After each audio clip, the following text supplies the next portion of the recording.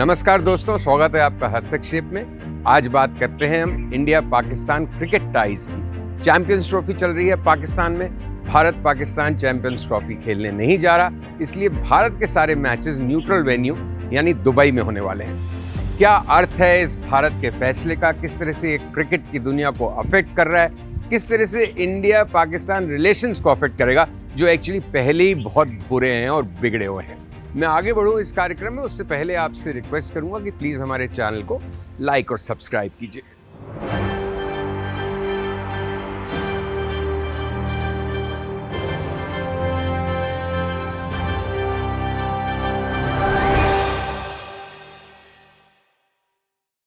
तो दोस्तों, बात कर रहे हैं हम चैंपियंस ट्रॉफी की। भारत ने बॉयकॉट किया है पाकिस्तानी वेन्यूज का, तो भारत के मैचेस न्यूट्रल वेन्यू पे होंगे, दुबई में होंगे। पाकिस्तान में इसको लेके बहुत असंतोष है, नाराज़गी है, उनका बिल्कुल मूड खराब है। लेकिन भारत का कहना है कि जब पाकिस्तान भारत में आतंकवाद करता है, सीमा पे हमारा विवाद है, एक शत्रुता का माहौल पाकिस्तान हमारे प्रति रखता है, तो ऐसे हालात में हम पाकिस्तान जाकर नहीं खेलेंगे। कितना सही है ये फैसला, कितना गलत, इस पर चर्चा करते हैं। इसका असर क्या पड़ेगा क्रिकेट पर, इस चैंपियंस ट्रॉफी पर, उसकी चर्चा करते हैं। तो मेज़बान या होस्ट है पाकिस्तान। अब भारत के जितने मैचेस होंगे वो सब खेले जाएंगे दुबई में। अगर भारत फाइनल में पहुंचता है तो फाइनल भी दुबई में होगा, मतलब होस्ट कंट्री में नहीं होगा। सेमीफाइनल में ऑलरेडी एक दुबई में स्लॉट हो गया है सेमीफाइनल।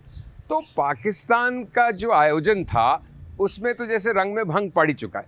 भारत का अपना एक स्टेटेड नज़रिया है, रवैया है इस पूरी बात को लेके। देखिए, 2023 में बाबर आजम के नेतृत्व में पाकिस्तानी टीम भारत आई थी 50 ओवर के वर्ल्ड कप मैच खेलने, और तब लगभग ये सहमति थी कि अगर पाकिस्तान में भी कोई टूर्नामेंट होगा तो इंडिया जाएगी। लेकिन अब इंडिया ने कर दिया है मना, और शायद लगता यह है कि निकट भविष्य, आने वाले भविष्य में, क्योंकि पाकिस्तान क्रिकेट बोर्ड ने भी इतना सख्त रवैया अपना लिया है इस मुद्दे पर कि वो भी शायद अब इंडिया आकर नहीं खेलेंगे।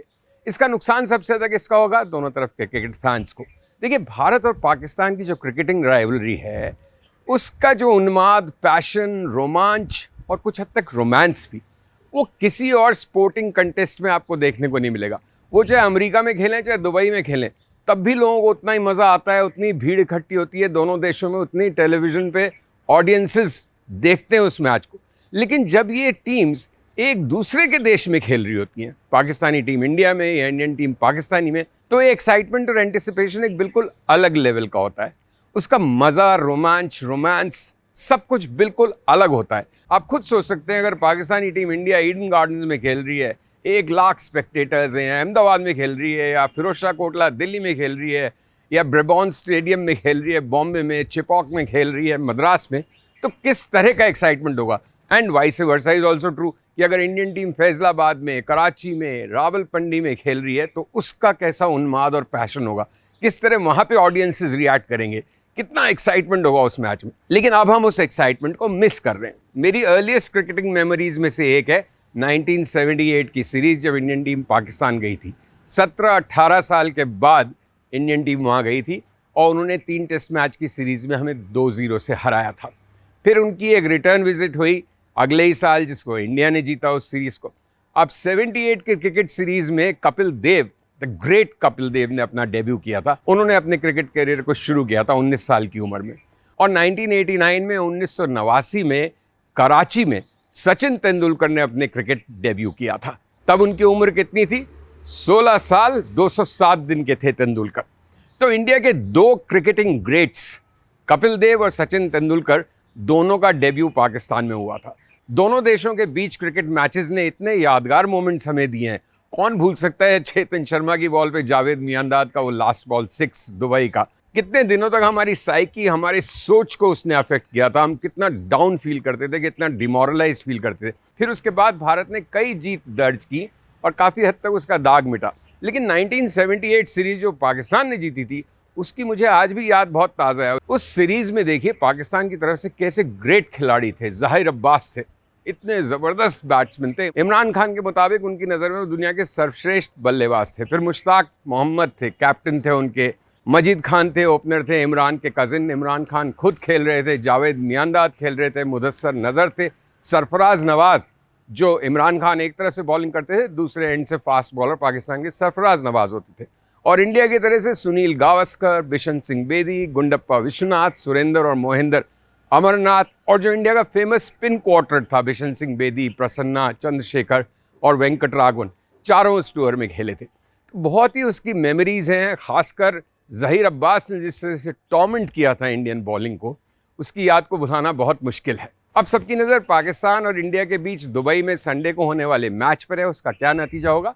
कागज़ पे तो पाकिस्तानी टीम कमज़ोर लगती है और इंडिया की पावरफुल। इंडिया ऑलरेडी बांग्लादेश को हरा के चैंपियंस ट्रॉफी में अपना पहला मैच जीत चुकी है।